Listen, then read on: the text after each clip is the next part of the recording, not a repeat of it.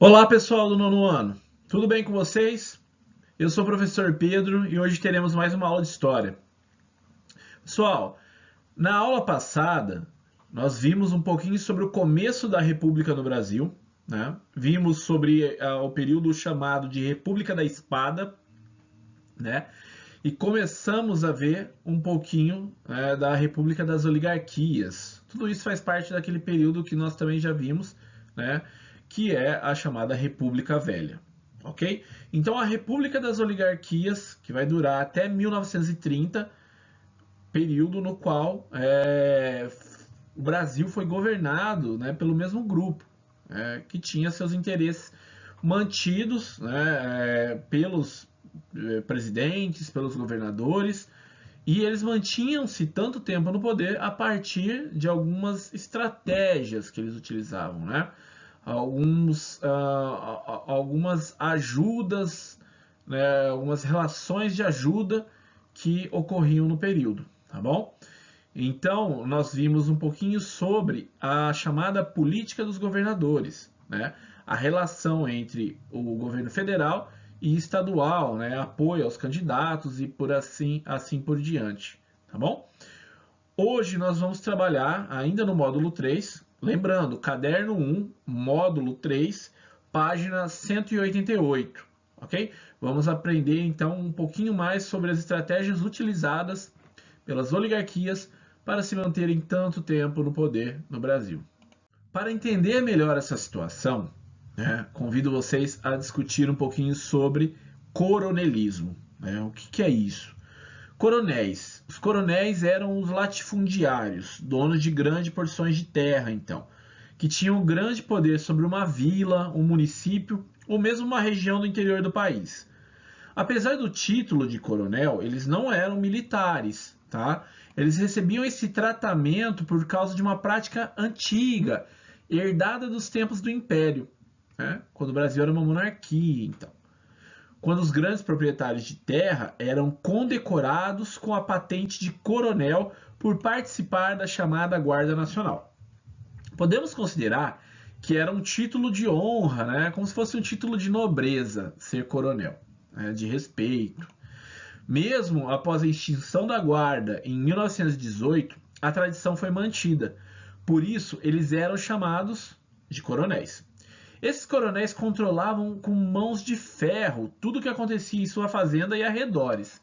Eles eram padrinhos dos filhos de seus empregados, faziam favores aos amigos, arrumavam empregos para parentes, faziam doações para igrejas e sociedades beneficentes. Em troca, exigiam total lealdade de seus protegidos, contando com um grupo de pessoas chamados de jagunços, né? Os jagunços, então, eram esses capangas, né? Que perseguiam e ameaçavam, e até em alguns casos espancavam ou até assassinavam quem desobedecia, quem não ia muito de acordo com o coronel, né? Esses são os jagunços. Aqui na imagem ao lado, né, uma típica fotografia dos coronéis, né, sempre bem vestidos e se apresentando assim para a população, tá bom? Na época das eleições, o coronel anunciava o seu candidato. E todos aqueles que de alguma forma haviam sido favorecidos ou dependiam desse chefe local tinham de seguir a escolha dele. É importante lembrar que naquela época o voto não era secreto, tá? Então ficava fácil do coronel saber em quem a pessoa votou, certo? Essa prática ficou conhecida como voto de cabresto. E o conjunto de eleitores que estavam sob a influência de um coronel era chamado de curral eleitoral. Nesse período, muitas fraudes também foram praticadas como forma de assegurar que as pessoas certas fossem eleitas. Né?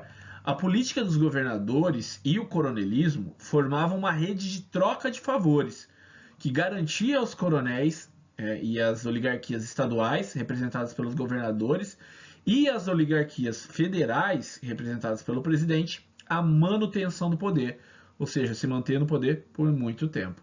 Dessa forma, as ideias associadas à palavra república, né, que significa coisa pública, coisa de todos, como participação popular, representatividade, respeito à coisa pública, ficava cada vez mais distante da realidade do Brasil.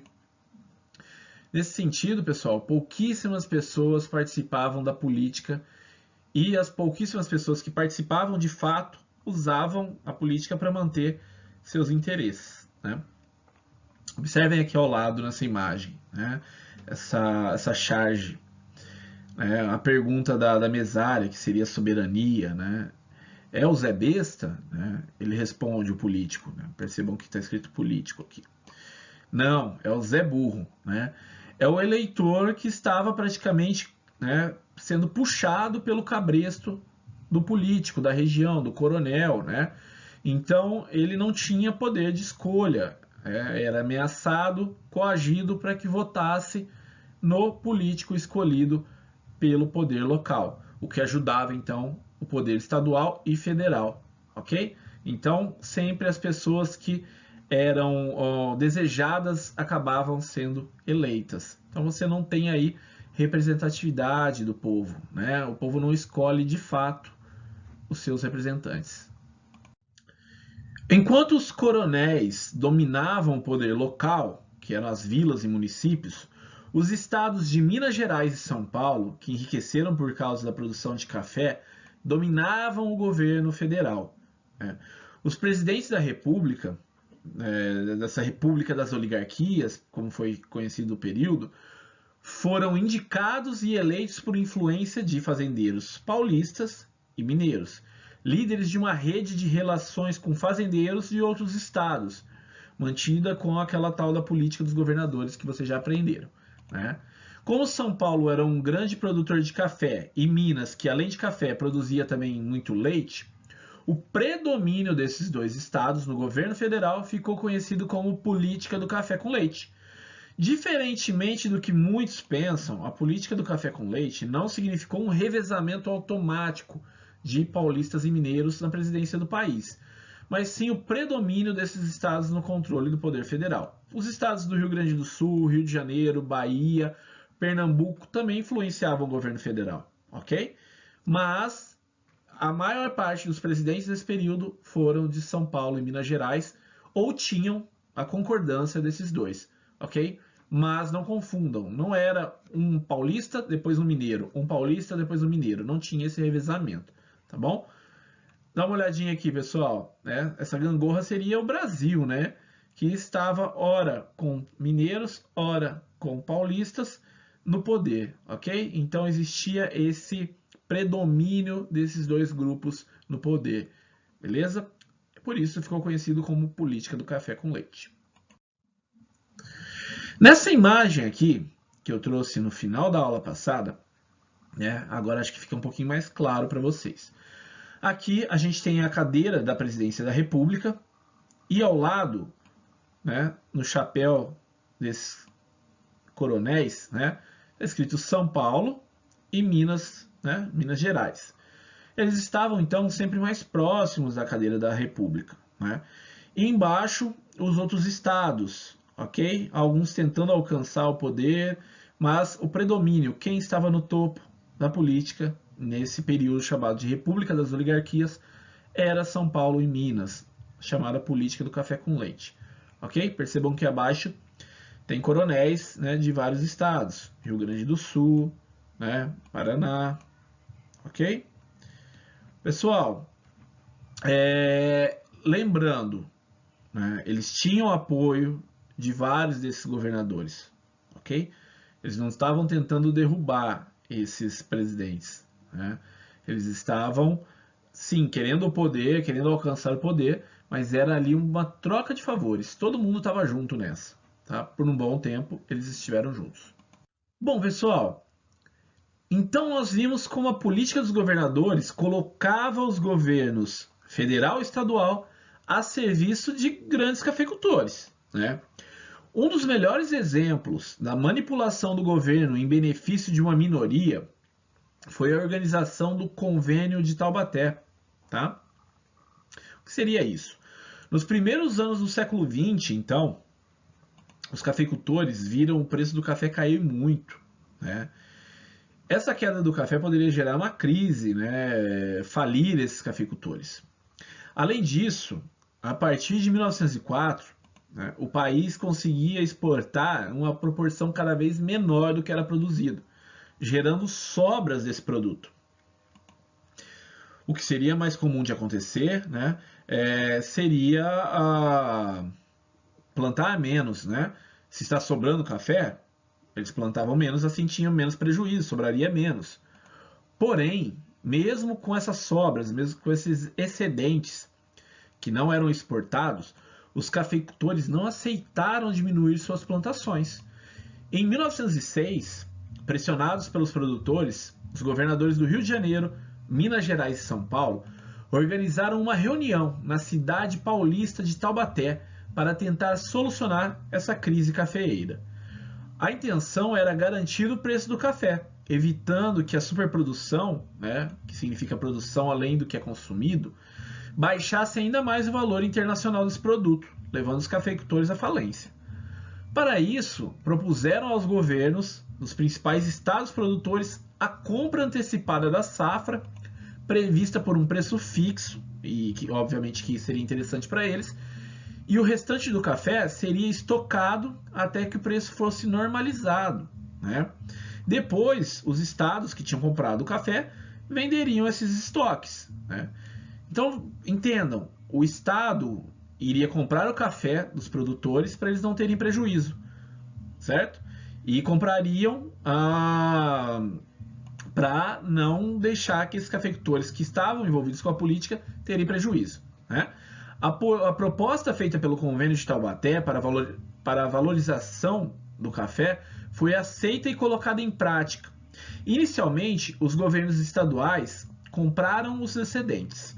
A partir de 1907, os custos com a compra foram assumidos pelo governo federal, que, sem ter recursos para isso, teve de pedir empréstimos no exterior para repassá-los aos governos estaduais. Ou seja, pessoal, o Brasil estava fazendo um empréstimo, não tinha esse dinheiro para comprar café para os produtores não terem prejuízo, né?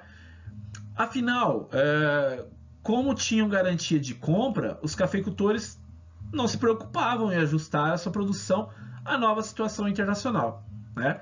Então, essa crise, obviamente, afetaria a economia do país.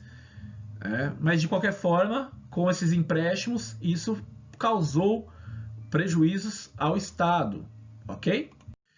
Em resumo, os impostos cobrados da população, cada vez mais altos, que poderiam ter sido utilizados em investimentos beneficiando diretamente a população, como investimento em saúde e educação, foram direcionados para atender às necessidades de uma elite cafeeira e evitar que eles tivessem prejuízo, tá? Acima temos uma imagem referente a esse assunto, observem. É o voto de cabresto, né? Que vimos ao longo da aula, no qual os eleitores sofriam pressão para votar nos candidatos dos coronéis, que usavam a política para benefícios próprios, tá? Entendam, isso não é uma novidade na política do Brasil, né? Acontece hoje em dia de políticos usarem o dinheiro público para benefício próprio. Isso já acontecia há muito tempo, tá bom? Bom, pessoal, na aula de hoje vocês aprenderam sobre o coronelismo e a política do café com leite, que garantiu a permanência das oligarquias, né, no poder até o ano de 1930. Também viram que o dinheiro público era usado para salvar os cafeicultores que estavam em crise, como vimos no Convênio de Taubaté, ok? Pessoal, espero que tenham gostado. Acima está meu contato, caso tenham dúvidas. Bons estudos, muitíssimo obrigado e até a nossa próxima aula.